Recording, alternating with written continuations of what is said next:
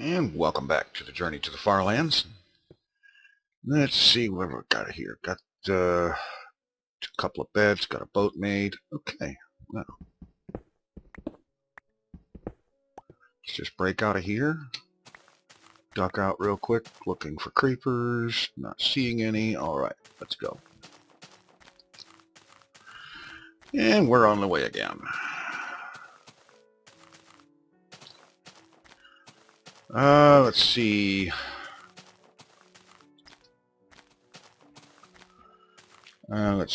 Okay, start off with the world size report.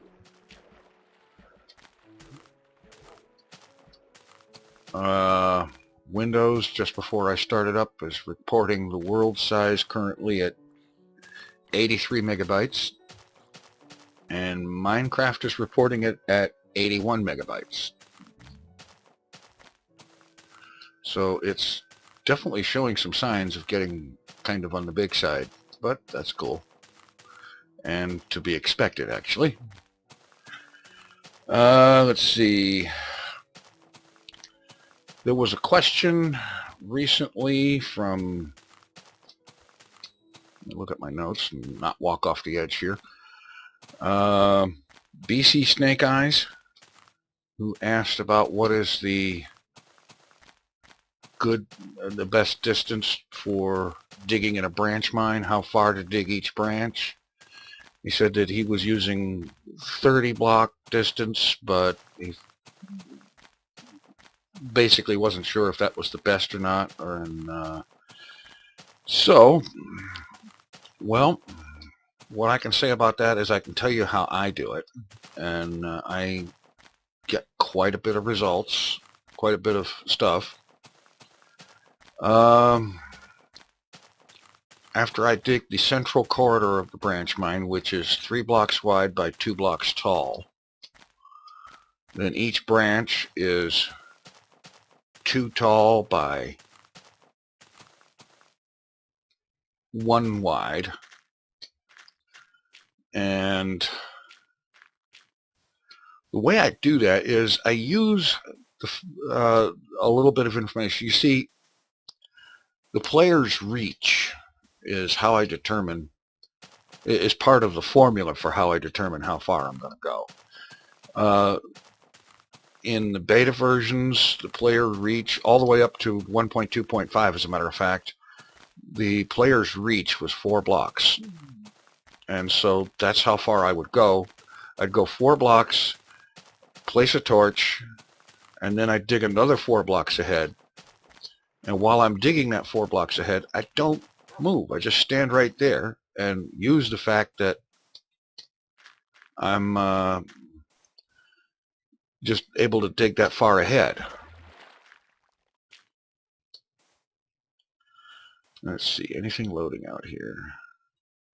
Yeah, let's go ahead and use a boat.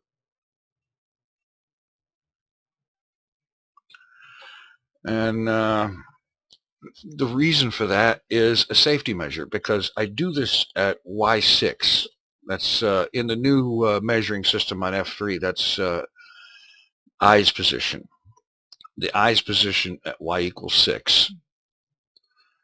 And when you're digging down that low, lava is an issue frequently. And so by doing this way, by digging the 4 or 5 blocks these days it's 5.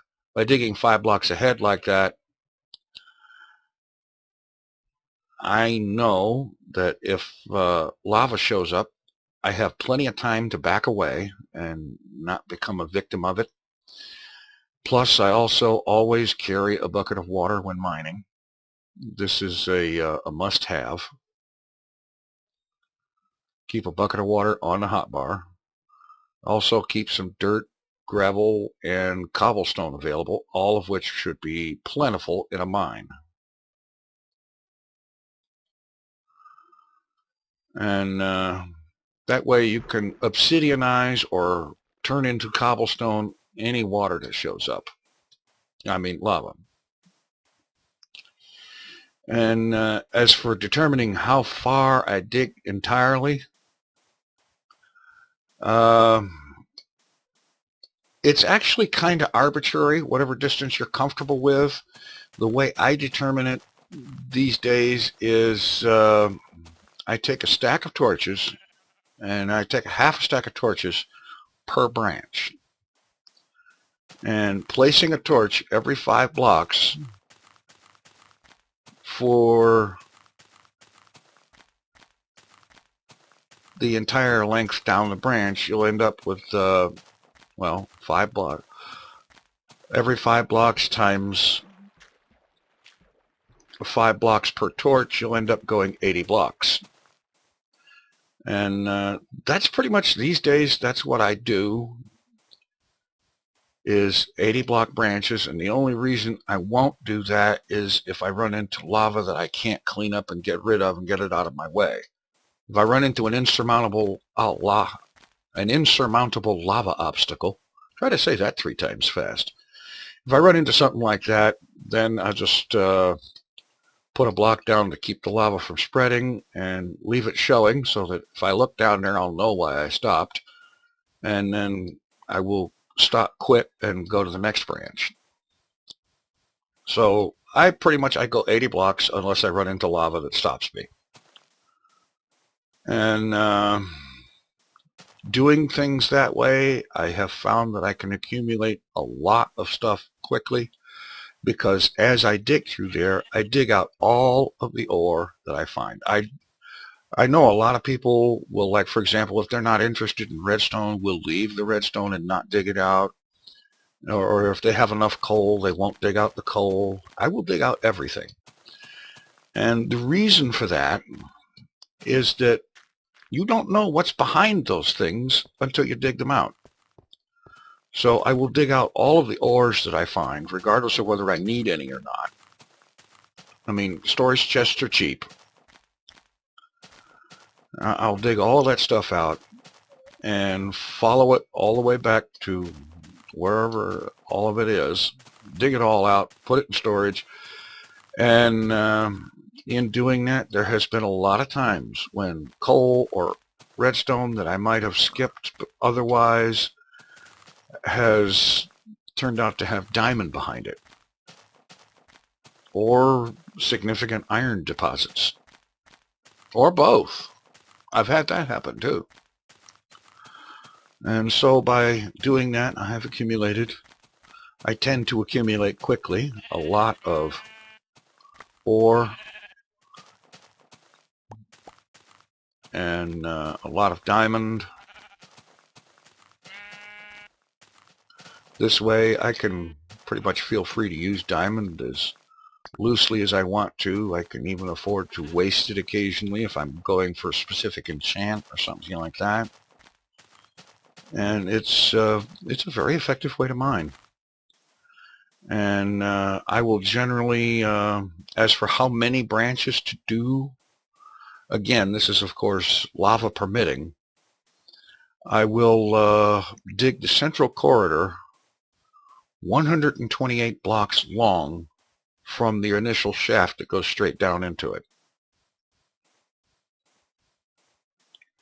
And then have the branches on either side 2 blocks apart. I have found that to be about the most efficient way to branch mine. It has been very effective for me, I'll say that much. And having a couple of stacks of diamond block in my warehouse, I think, is a reasonable testament to how well this system works. You know, especially like, for example, if one of the picks that you keep with you is a pick with Fortune 3 enchantment on it, and you use that only for the diamond, or for the diamond and redstone, or, well, diamond, redstone, and coal is the only things I would use that for, and sometimes only just the diamond. It depends on whether or not I actually need any of the other things. Okay, we've got some sunset happening here, so let's just go ahead and do the elevated Heidi pole. I know some would call it an elevated hidey hole, but the way I see it, it's not a hole, it's a pole. Okay. All right, so that's pretty much the mining thing in a nutshell.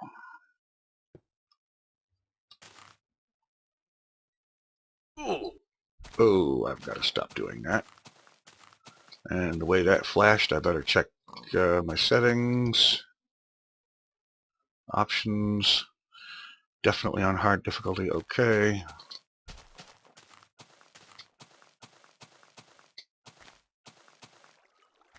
Extended waterfall. Looks like a couple. I hear a spider.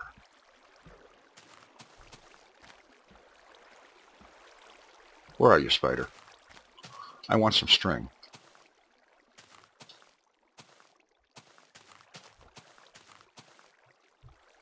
Nuts to you.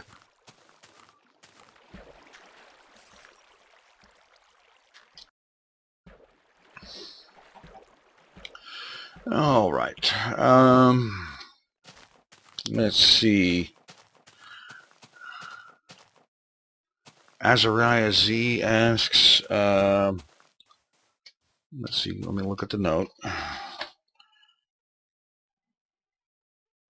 What are my final thoughts on the Obama apocalypse in reference to the recent U.S. presidential election?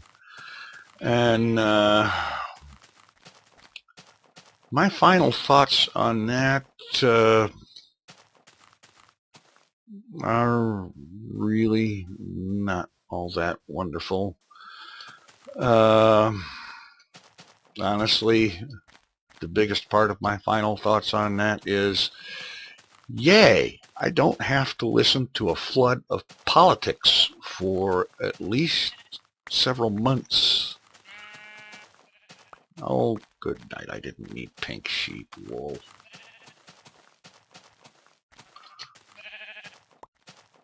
Okay. So now I have a couple of pink wool. Oh boy. Oh, that's okay. I can use pink wool in just as manly a fashion as I can white or any other color. Let's see. Yeah, I've honestly, in the last 6 to 8 months or so, there has been so much politics crammed down the throat of the average American citizen that it's a wonder we're not all standing in the streets barfing our lungs out. I'm serious. It's that bad. And I, for one, am grateful for it to not be something that we will see a lot of for at least a while. It's never over with, I know that, but it will be nice to at least go a while without seeing it. Other than that, it starts to get really depressing really fast, and I frankly would rather not think about it right now. You know, if somebody has a good idea for a good candidate for 2016, now's the time. Start getting things in gear. Other than that, moving on. Let's see. Yesterday, I did a live stream with Kerbal Space Program. And what I was doing was using a test world, not the same one that I use for the LP, but a test world in which I was trying out a design that I had come up with recently for a interplanetary lander, something that basically, should it prove successful, it would be used in a mission to Duna to rescue Jebediah. And I figured, why not? Just the mission's going to take a while to run the whole mission, test it, see if it'll work. So I decided to live stream it, and I discovered that on the good side, yes, that ship is easily capable of reaching Duna and doing a safe landing on the surface, a soft powered landing. It was definitely capable of that. On the bad side, while it did do a soft powered landing, it used entirely too much fuel doing so. And by the time it came to a complete rest and the engines were powered off, it had just enough fuel to make a reasonable high orbit around Duna after lifting off. It did not have enough fuel to do an injection burn back to Kerbin. This is, of course, a problem. So, I'm working on some new ideas to basically redesign that ship. And I'm thinking right now I'm going to have to redesign it from scratch, right from the ground up. Build an entirely new ship. And because of how really quite long that can take, designing this and testing that and so on, I think what I'm going to do is I'm going to do a live stream later today, and today being November the 10th of 2012, that sometime today I will do a live stream wherein I am working on that design, again, in the test world, not the LP world. And we'll see if we can come up with something that will work. I have a kind of an idea, but really I need to actually build it and fly it in order to know if there's any chance at all for it to work.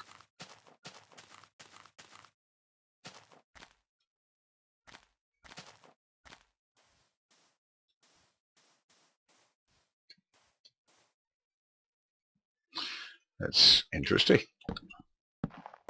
Oh.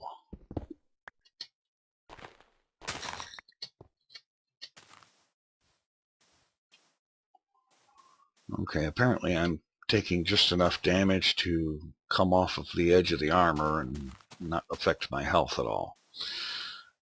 And that's good.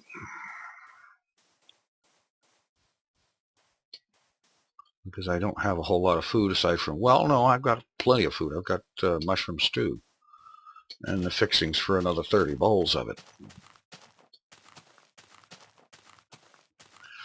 All right, anyway,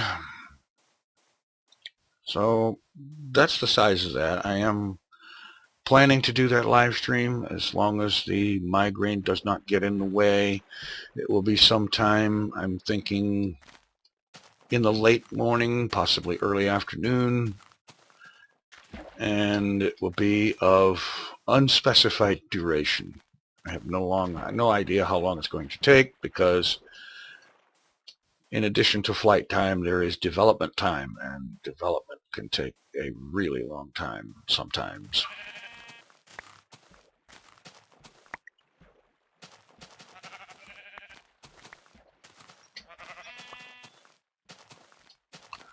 So that's what I'm going to be working on with that. And then later this evening, assuming this dratted migraine does not return yet again, or re-intensify or what have you, it's actually still there in the background and I can feel it, but it's not really what you'd call active right now. And if it can stay inactive long enough, then this evening sometime, time unknown, I will be working on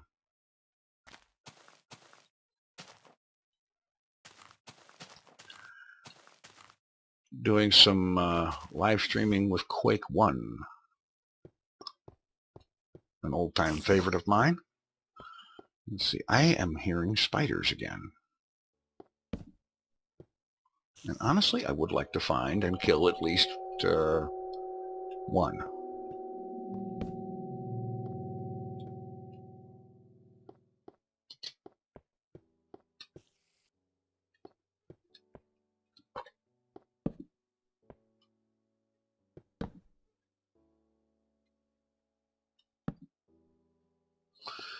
Well, whole lot of not much right there.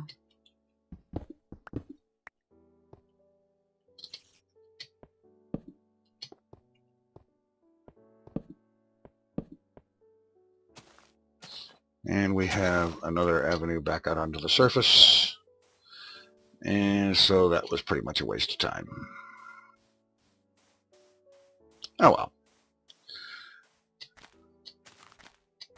So like I said, if I'm up to it, I'm going to do the second live stream later tonight with Quake 1, because I rather like that game. I have not played it very much for a long time. And I'd like to see if I can actually manage to remember how to get through more of it and actually survive the attempt.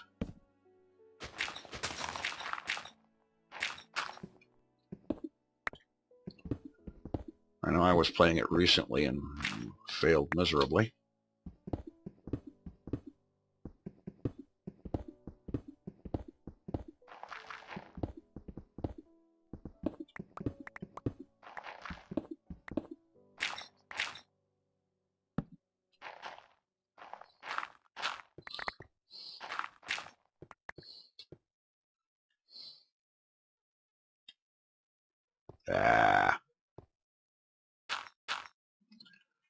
All right, I'll throw down a bed.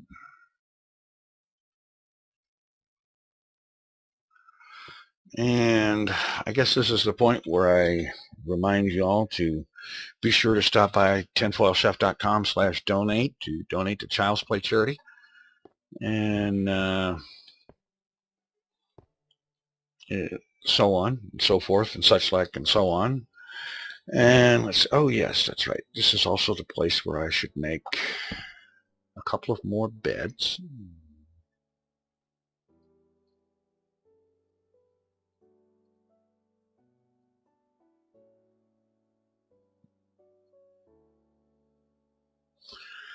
And yeah, okay, and a boat, one boat.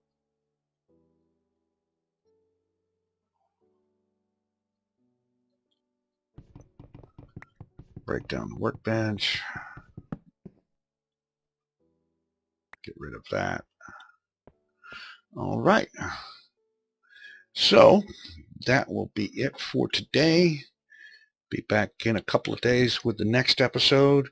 And coming up sometime soon, the date and time yet to be determined, will be a live stream of the journey to the FarLands. I'll let you know when I get that figured out.